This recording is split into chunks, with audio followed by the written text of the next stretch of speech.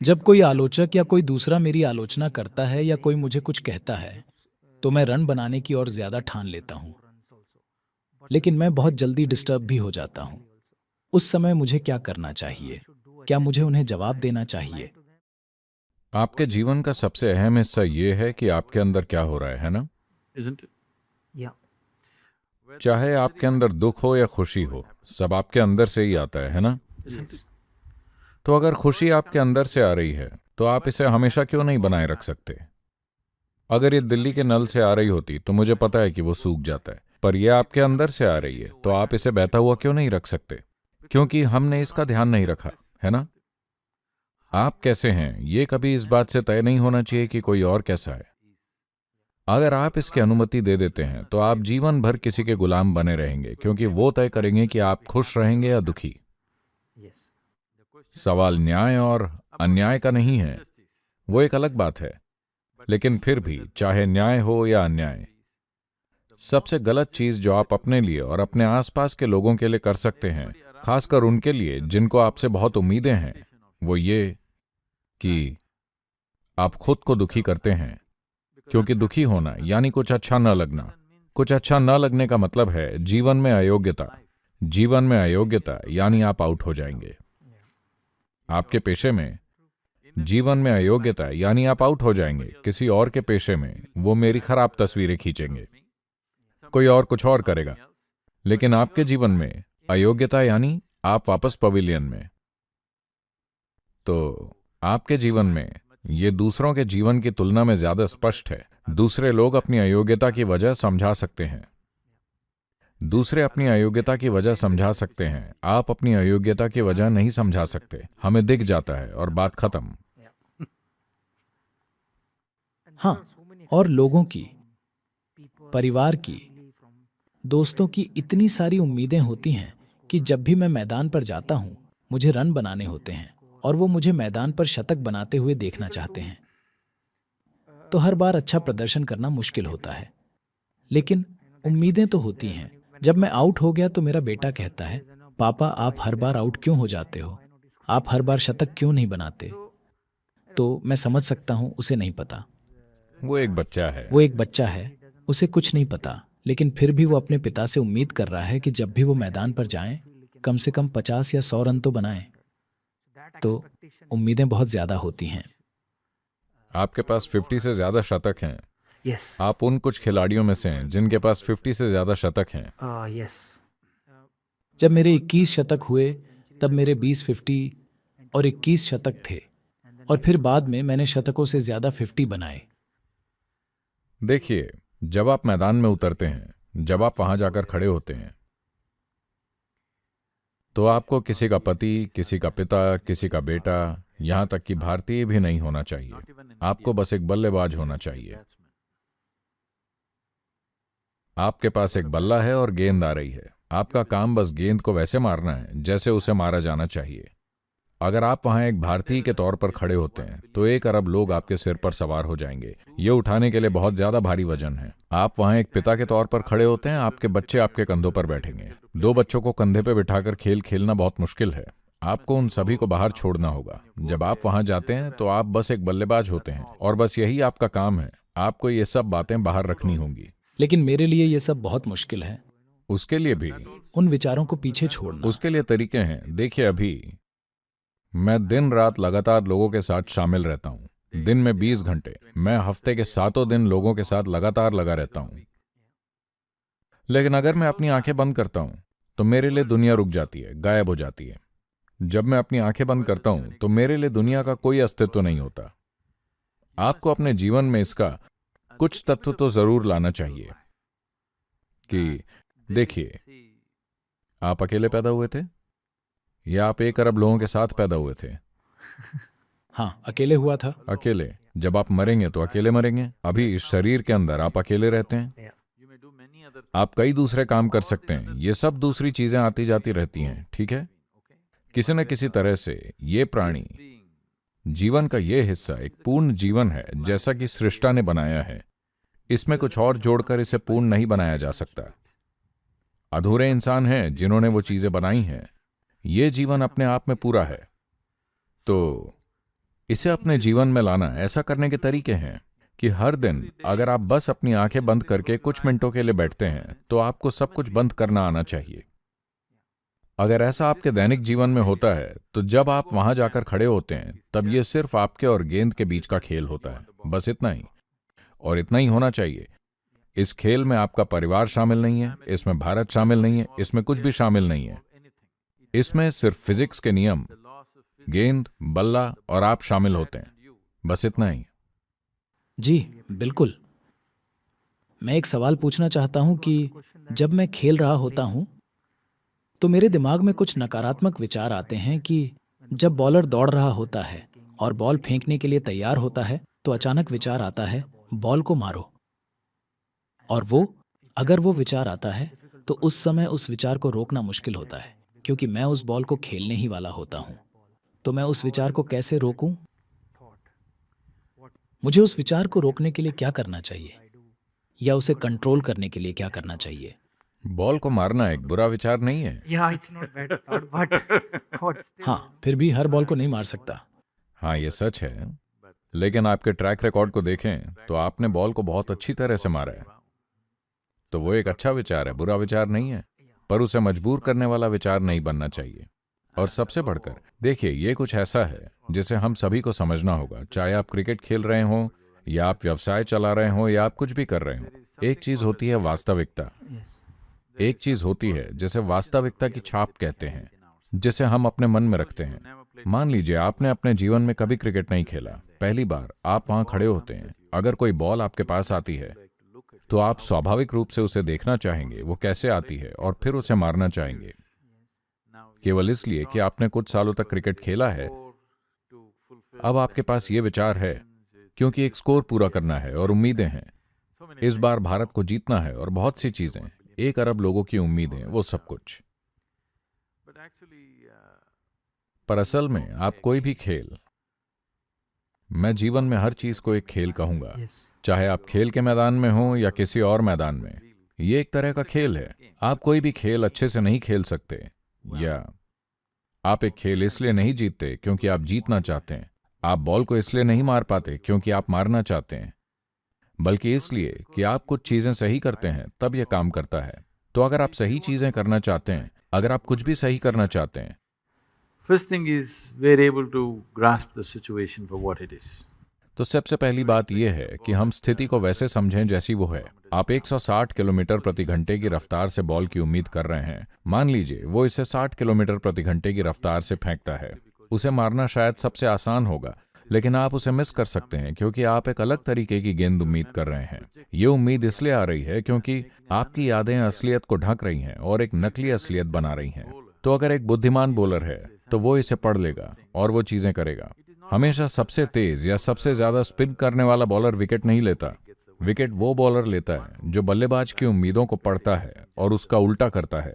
वो बल्लेबाज को चकमा देने में कामयाब होता है। तो चाहे जीवन का कोई भी पहलू हो, चाहे खेल हो या कुछ और, जरूरी बात यह है कि जो है हम उसे समझ पाएं और फिर सही चीजें करें। खेल में ये बहुत, क्या कहें, केंद्रित हो जाता है क्योंकि इतने सारे लोग देख रहे होते हैं और हम जानते हैं कि अगर आपने गेंद को सही से नहीं मारा तो हम सभी ये देख लेते हैं। कोई गाड़ी चला रहा है, अगर वो गड्ढे से बचने की बजाय गड्ढे से ले जाता है तो शायद हर किसी का ध्यान नहीं जाएगा। कोई बिजनेस कर रहा है, सही काम करने की बजाय अगर वो थोड़ा भटक जाता है तो शायद बहुत से लोग उस पर ध्यान नहीं देंगे। लेकिन खेल में अगर आप गेंद को नहीं मारते, अगर गेंद बल्ले के बीच में नहीं पड़ती तो हम सभी इसे देखते हैं। सिर्फ आप नहीं, सिर्फ बॉलर नहीं, हर कोई जान लेता है कि आपने इसे सही नहीं मारा। तो इसी वजह से यह तनाव का रूप ले लेता है। मैं अभी किसी से बात कर रहा था और कोई मुझसे कह रहा था हमें इस बार पाकिस्तान को हराना है। मैंने कहा पाकिस्तान को हराने की कोशिश मत कीजिए, बस बॉल को मारिए। yes, अगर आप पाकिस्तान को हराना चाहते हैं वो युद्ध छेड़ देंगे, ठीक है? आप पाकिस्तान को हराने की कोशिश मत कीजिए, आपको बस बॉल को मारना है। अगर आप पाकिस्तान को हराने की कोशिश करेंगे, पाकिस्तान बॉल में नहीं, वो कहीं और होगा। उसे हराने की कोशिश में बस यही होगा कि आप जाकर पवेलियन में बैठ जाएंगे, बस यही होगा। yes, इंसान के मन में बोध होता है, यादें होती हैं, कल्पना होती है। लोग इन चीजों को अलग नहीं रख पाते। खेल की एक याद होती है, एक कल्पना होती है कि आप कब कैसे उठाएंगे, और एक सच्चाई होती है कि बॉल आपकी तरफ आ रही है। आप सिर्फ सच्चाई को ही संभाल सकते हैं। याद और कल्पना से आप बस खेल सकते हैं। एक वो है जो बीत चुका, एक वो है जो अभी होना है। हकीकत यह है कि बॉल आ रही है और आपके हाथ में बैट है। आपको उसे वैसे मारना है जैसे बॉल को मारा जाना चाहिए, वैसे नहीं जैसे भारत चाहता है, न कि जैसे पाकिस्तान चाहता है, न कि जैसे कोई और चाहता है। आपको बॉल को वैसे मारना है जैसे उसे मारा जाना चाहिए, जैसे वो आ रही है। तो मन की ये स्पष्टता बनाए रखने के लिए ऐसे तरीके हैं जिनसे आप अपने मन को ऐसे रख सकते हैं कि इस पल अगर मैं यहां बैठूं और मैं कौन हूं, इसकी यादें, मेरे माता पिता, मेरी परवरिश, मेरा बड़ा होना, मेरी चीजें या वो बातें जो मैं जानता हूं, ये सब बातें अभी मेरे मन में आ जाएं, तो मैं ये नहीं देख पाऊंगा कि यहां क्या है। यादें हावी हो जाएंगी। Yes. यादें हकीकत नहीं हैं, Yes. क्योंकि ये उसके बारे में है जो खत्म हो चुका है, जो अब नहीं है, जो है ही नहीं। अगर वो उसमें रुकावट डालें जो है, तो आप उससे चूक जाएंगे जो मौजूद है। हर किसी के जीवन में ऐसा ही है, लेकिन एक खिलाड़ी के जीवन में उसका असर तुरंत दिखता है। दूसरे लोगों के जीवन में ये बाद में सामने आता है और उन्हें कुछ समय बाद पता चलता है कि ये काम नहीं करता, लेकिन आपके जीवन में ये बिल्कुल सामने होता है। आप या तो क्रीज पर होते हैं या ऊपर बैठकर किसी के लिए ताली बजा रहे होते हैं। ये बहुत साफ है, तो इस वजह से ये साफ दिखता है, लेकिन ये हर किसी के जीवन के लिए सच है। देखिए, जब आपको मन जैसा इतना जटिल तंत्र दिया गया है, इंसान का मन कोई साधारण चीज नहीं है, ये एक शानदार तंत्र है। अगर आप एक फोन भी खरीदते हैं, एक साधारण फोन जिसे वो स्मार्ट कहते हैं, वो आपके जितना स्मार्ट नहीं है। लेकिन अगर आप एक फोन भी खरीदते हैं तो आपको एक मैनुअल पढ़ना पड़ता है जो 20 पन्नों का होता है कि उसे कैसे यूज करें। वो आपको ये नहीं बताते कि ये काम कैसे करता है, केवल ये बताते हैं कि इस्तेमाल कैसे करें। उसमें भी कुछ चीजें पढ़नी पड़ती हैं। अगर आप ये जानना चाहते हैं कि फोन काम कैसे करता है तो बहुत ज्यादा पढ़ना पड़ेगा। क्या आपने कभी अपने मन का यूजर मैनुअल पढ़ा है? No. यही तो बात है। हम ये नहीं देख रहे हैं कि ये कैसे काम करता है, हम बस इसका इस्तेमाल करना चाह रहे हैं। स्वभाव से या संयोग से लोग इसका इस्तेमाल कर लेते हैं, लेकिन सचेतन क्या नहीं। इसे इस्तेमाल करने का कोई तरीका हाँ, तरीका है, कोई तकनीक है? बहुत ही प्रमाणित तरीका है। Okay. मेरा अगला सवाल बस यही है, मैं उस विचार को कंट्रोल कैसे कर सकता हूँ? उसे कंट्रोल मत करिए, आपको खुद को उससे आजाद करना है। देखिए, मैं मन को कंट्रोल करने की बात नहीं कर रहा हूं। मैं कह रहा हूं कि मन को उन सारी चीजों से आजाद कर दीजिए जो इसमें जुड़ गई हैं। अगर आप अपने शरीर को कंट्रोल करते हैं, अपने मन को कंट्रोल करते हैं, तो इसका मतलब है कि आप उसे एक दायरे में रखना चाहते हैं। लेकिन आप दुनिया में कुछ इसलिए बने हैं क्योंकि आपने कुछ सीमाएं पार की हैं। सिर्फ इसलिए कि आपने वो सीमाएं पार की जो और लोग नहीं कर पाए, आप आज दुनिया में एक हस्ती हैं। So the method should be not of control but of liberation. तो तरीका कंट्रोल का नहीं बल्कि मुक्ति का होना चाहिए। समय के साथ आपने एक शरीर और एक मन बनाया है। अगर हमें पता हो कि इन दोनों को अपने फायदे के लिए कैसे प्रयोग करें, तो ये एक तरह से काम करेगा। लेकिन बहुत सारे लोग अपने शरीर और मन को अपने लिए परेशानी बना लेते हैं। उनके लिए शरीर और मन ही सबसे बड़ी समस्या है। शरीर और मन को ऐसा बनाना कि आपको इन्हें कंट्रोल ना करना पड़े।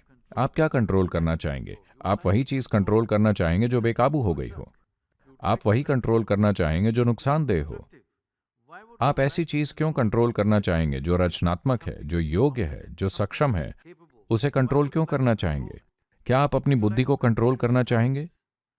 अगर थोड़ी अज्ञानता है तो उसे कंट्रोल करना चाहेंगे, लेकिन क्या आप अपनी बुद्धि को कंट्रोल करना चाहेंगे? क्या आप अपनी ताकत को कंट्रोल करना चाहेंगे? क्या आप ये सब कंट्रोल करना चाहेंगे? आप इसे आजाद करना चाहेंगे, इसे केंद्रित करना चाहेंगे। आप चाहेंगे कि इसका सही प्रयोग हो। अगर ऐसा होना है तो सबसे जरूरी बात यह है, और भी कई तरीके हैं। अगर आपके पास पर्याप्त समय है तो और उन्नत तरीके देखे जा सकते हैं। पर्याप्त समय का मतलब ये नहीं है कि आपको दिन में 12 घंटे देने हैं। अगर आप रोज 20 से 30 मिनट भी दें तो आप अपने लिए चमत्कारी चीजें कर सकते हैं, क्योंकि आपको खेलना आता है, आपको वो सब आता है। All that it takes is little more clarity. बस उस वक्त थोड़ी और स्पष्टता चाहिए और शरीर और मन बहुत सहजता से काम करें। न कि टेंशन, डर या चिंता में। ये सहजता से काम करें। आज तो काफी वैज्ञानिक और मेडिकल जानकारी भी है जो साफ तौर पर कहती है कि जब आप सहज होते हैं तभी आपका शरीर और मन सबसे अच्छा काम करता है। हमने ये क्रिकेट टीम को भी दिया है, मुझे नहीं पता कि आप तक पहुंचा या नहीं। इसे ईशा क्रिया कहते हैं। ये एक बहुत आसान तरीका है।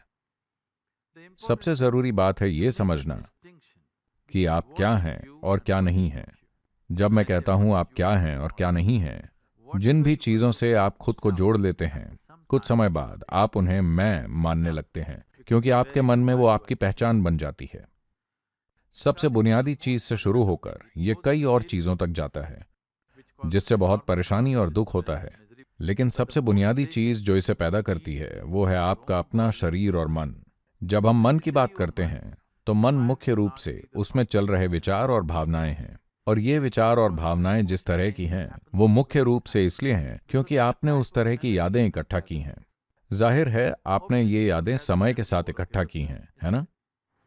The body, the physical body, आपका शरीर जब आप पैदा हुए थे और आज जैसे हैं, ये भी समय के साथ ही बना है। जो भी चीज आप इकट्ठा करते हैं वो आपकी हो सकती है, लेकिन कभी भी आप नहीं बन सकती, है ना? तो ये फर्क समझना कि आप क्या हैं और क्या नहीं हैं, अगर ये फर्क अनुभव में आ जाए, और यही ईशा क्रिया करती है, अगर आप ये फर्क अपने अनुभव में ले आते हैं तो आप देखेंगे कि अचानक आपकी अपने शरीर और मन को इस्तेमाल करने की क्षमता जबरदस्त तरीके से बढ़ जाती है, कई गुना ज्यादा। वही शरीर और वही मन, बस इसलिए कि आप उसमें उलझे नहीं हैं। आप इसे बहुत बेहतर तरीके से इस्तेमाल कर सकते हैं, बस इसीलिए क्योंकि आपके और आपके शरीर, आपके और आपके मन के बीच थोड़ा सा फासला आ जाता है। ये मेरी तरफ से गारंटी है। Okay. Thank you.